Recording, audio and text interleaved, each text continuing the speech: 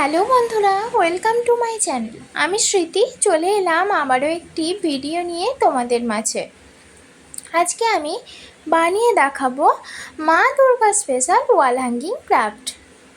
এর জন্য আমি নিয়েছি ঘরে পড়ে থাকা কার্ডবোর্ড আর ওয়াল পুট্টি, যেটা কিনা 1 কিলোর প্যাকেট 40 থেকে 50 টাকার মধ্যে এসে যায়।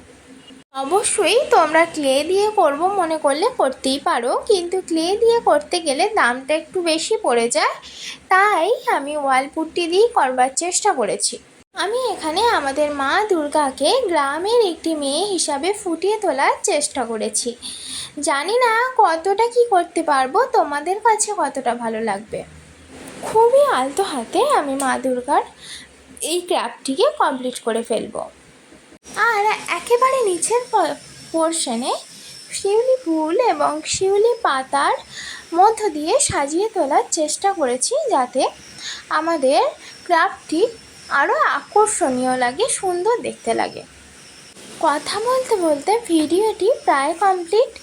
এইবার ক্লেটি খুব ভালোভাবে হার্ড হয়ে যাওয়ার পরে আমি কালার করে নেব খুব সুন্দরভাবে, নিজের পছন্দ মতো কালার দিয়ে।